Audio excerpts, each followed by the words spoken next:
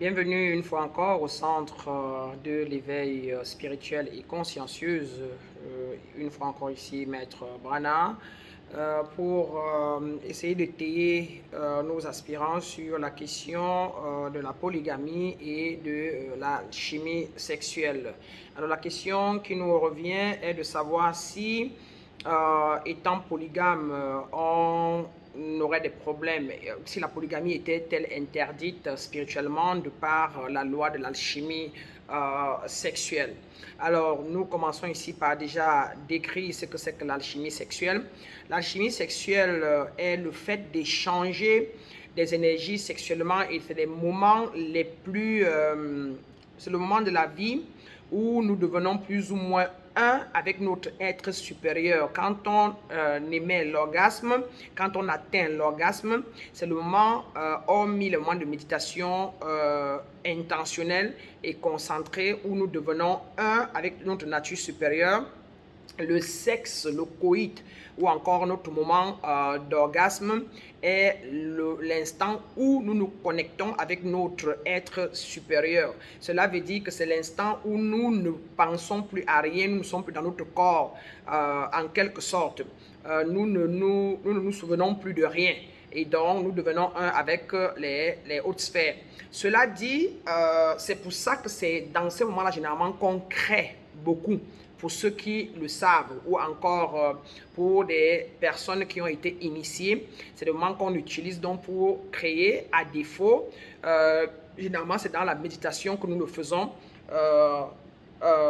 Et cela dit, je voulais donc répondre à l'aspirant pour lui dire que non, la polygamie n'est pas interdite dans la spiritualité ou encore de par cette loi de l'alchimie sexuelle, elle n'est pas interdite.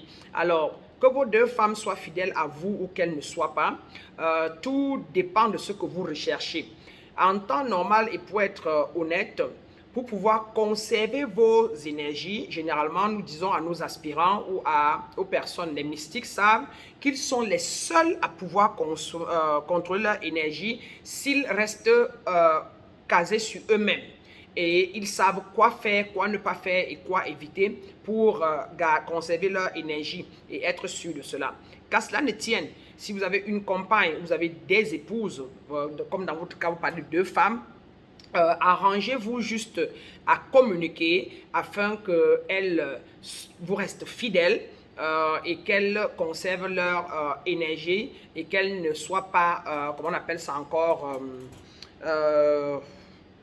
vulnérables ou alors qu'elles ne vagabondent pas. Alors dans ce sens-là, elles peuvent conserver leur énergie. Ceci dit, vous serez donc trois dans un ménage.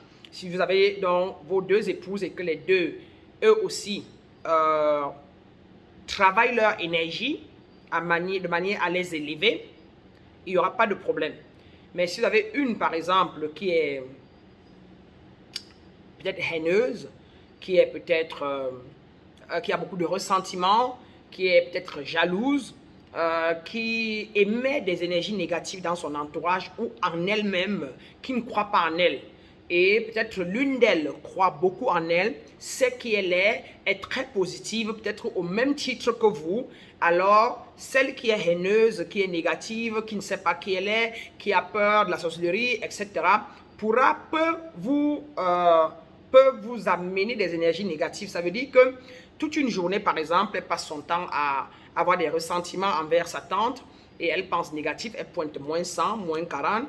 À la fin de la journée, elle est à moins 940 total d'énergie, de taux vibratoire. Vous, particulièrement, vous allez au bureau, vous êtes très gentil, vous occupez bien de vos secrétaires, de vos clients, vous répondez à tout, vous parlez positivement, vous vous asseyez dans votre bureau à midi, vous méditez et vous émettez des sons positifs à l'univers, à vous-même, vous croyez en vous. Et en fin de soirée, vous avez pointé total plus 1000.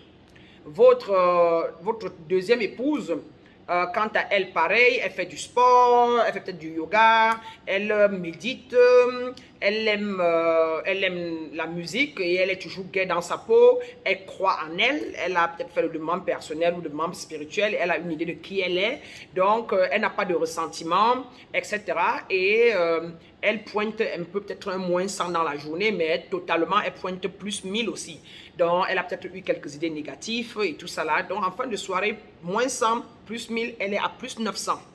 Alors, on a dans la première épouse qui rentre le soir avec moins 900. On a vous qui rentrez le soir avec plus 1000. On a votre troisième épouse qui rentre le soir avec 900. D'accord? Maintenant, vous voilà à 3. Supposons, vous allez dans la chambre ou bien vous allez voir la première épouse, vous mangez à table et tout ça là, vous causez, elle habite peut-être seule ou avec vous et vous la laissez, vous ne faites rien avec elle. Et donc, vous allez chez la deuxième épouse et vous décidez de passer la nuit là-bas. Ou alors, vous faites l'amour et vous allez rentrer chez la deuxième épouse, la deuxième épouse après. Alors, avec la première épouse, vous faites l'amour. Quand vous faites l'amour avec votre femme, votre épouse, dès lors que vous avez le coït, vous partagez votre énergie à moitié-moitié. Ça veut dire que avec elle, vous vous couchez à plus 1000 de vibrations, de taux vibratoire, qui vous aurait attiré des choses dans la vie permanente, au bureau, partout, à l'égal de plus 1000. Une promotion, la chance que quelqu'un voit votre aura et vous propose d'acheter des canapés de 1000 € à 500 €. Mais maintenant, comme vous avez couché avec elle cette nuit-là, elle vibrait à moins 900, vous à plus 1000. Quand vous allez vous lever de là le matin, ou alors vous sortez à minuit pour rentrer, vous aurez déjà, c'est moins 900, vous l'aurez transmuté, c'est moins 900. Et maintenant, il va vous rester 100 pour vous deux. Et elle prendra 50 et vous prendrez 50. Donc, vous entrez là avec plus 1000, mais vous sortez de là avec plus 50 de vibrations seulement. Vous perdez 950. Elle est entrée avec moins 900, mais elle ressort de la relation ce jour-là avec plus 50. Donc, c'est pour ça qu'on appelle souvent des personnes négatives des vampireuses d'énergie ou des vampireurs d'énergie parce qu'on dit que la personne vous suce.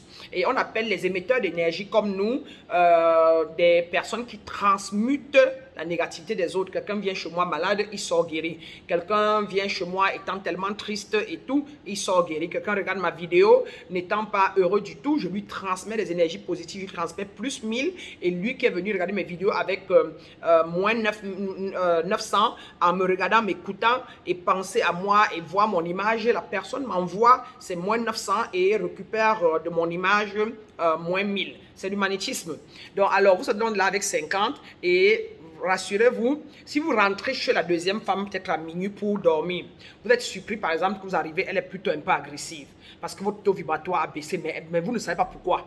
C'est seulement que votre aura n'est pas le même. Et quand, quand vous êtes à plus 50 comparé à plus 1000, vous ne pouvez pas être, vous pouvez être poli avec la deuxième femme, mais pas aussi. Vous ne pouvez pas avoir des énergies très vibrantes. Vous allez certainement dire bonsoir. Et vous allez peut-être passer pour aller dans la chambre. Vous allez peut-être dire que non, je ne mange pas. Parce que vous êtes épuisé, vous avez perdu beaucoup d'énergie. Or, si l'autre vibrait haut, vous aurez dû faire l'amour. Peut-être tu sortais là avec un 1500 parce qu'elle est venue avec 1800. Et là, arriver chez l'autre, vous devez arriver gaillardement. You know, tout gai, tout ça va chérie, bonsoir et tout ça là. Et vous devez rester gai et vous devez transmettre encore la joie de ce côté-là. Et ce n'est pas le cas, donc vous allez donc entrer avec 50. Elle donc qui avait plus 900. Si vous dormez donc avec elle cette nuit-là et que vous faites l'amour au petit matin avec elle, vous allez sortir de là avec 50 plus 900, ça fait 950. Vous allez partager ça en deux et vous ressortez donc le matin avec 400, 450, 450, 475 chacune. Et donc, elle qui est entrée avec 900 sort avec 475 le matin. Et vous, avec 475, comparé à ce que vous avez commencé hier soir qui était à plus 900. Donc, pour tout dire, voilà un peu comment le cheminement, voilà comment ça marche. Avec son épouse ou la femme avec qui on couche, quand on se lève de là sortant du coït, you know, on perd les énergies à 100%. On partage les énergies à 100%, 50%, tout ce qu'on a. Et par contre, c'est le voisin. D'à côté de votre mur, s'il est négatif, vous êtes positif et vous pensez à lui, il pense à vous, des choses comme ça, vous partagez les énergies à 15, 10%, 15%. Par contre, dans votre maison, si vos enfants sont négatifs ou positifs, vous partagez les énergies à 20, 25, 30% parce qu'ils sont dans votre maison, ils vous voient, ils s'asseyent sur les mêmes canapés que vous, vous mangez dans la même cuisine, vous touchez les mêmes plats, donc leurs énergies sont beaucoup plus proches de vous. Mais avec votre épouse ou votre compagne, avec qui vous faites l'amour, vous avez l'orgasme, vous partagez l'énergie à 50%. Voilà pourquoi la plupart des hommes mystiques ou des femmes mystiques sont généralement plus ou moins possessifs. Ça veut dire qu'ils ont des lois telles que leur partenaire ne va pas à l'extérieur et généralement, comme vous avez la grâce d'avoir des partenaires, eux aussi sur le chemin de l'éveil, c'est un très beau couple. Mais quand ce n'est pas le cas, voilà pourquoi parfois les mystiques sont seuls. Les mystiques vivent parfois seuls parce que connaissant ces lois-là, la loi de vibration, et la loi de correspondance et la loi surtout de l'alchimie sexuelle, on est très méfiant à pouvoir perdre ses énergies ou à pouvoir entrer dans des sphères dans les sphères basses, et nous préférons donc parfois rester hautes, et généralement dans notre caractère nous faisons parfois du tantrisme, ou c'est pas du tantrisme, nous avons des partenaires avec qui nous entretenons des relations assez saines et assez pures. Donc voilà un peu, j'espère que ça a répondu à ta question. Non, tout dépend de l'éthique qu'il y a dans votre couple, tout dépend de la fidélité, de la compréhension, et tout dépend de comment chacun de vous construit ses énergies. C'est tout ce qu'il y a. Ça veut dire que si vous devenez spirituel, essayez d'encourager vos partenaires à vous suivre sur le chemin, à manger ce que vous mangez, à faire ce que vous faites ensemble pour que vous élevez vos vibrations ensemble et les garder haut ensemble. Voilà, j'espère que j'ai répondu à la question. Nous allons faire une autre vidéo sur l'alchimie sexuelle et aller beaucoup plus en profondeur pour que cela puisse aider et étayer nos aspirants. Restez scotchés, on se voit à la prochaine vidéo. Mais déjà, je m'en vais comme d'habitude vous dire de rester amour, de distiller la lumière, l'amour inconditionnel et la vérité partout autour de vous. Soyez la lumière, soyez la vérité, soyez l'amour inconditionnel, que cela se sente sur vous. Ne jugez pas, ne critiquez pas. Ne vous culpabilisez pas, que la peur vous quitte, que le doute vous quitte et que votre portion ne soit que la plénitude totale. Une fois encore, Maître Brana pour vous, et je vous vois, comme je disais tantôt, dans la prochaine vidéo. Namasté, Omotu, j'oublie toujours Namasté qui veut dire mon amour voit ton amour, et Omotu qui veut dire je suis parce que vous êtes. Merci bien.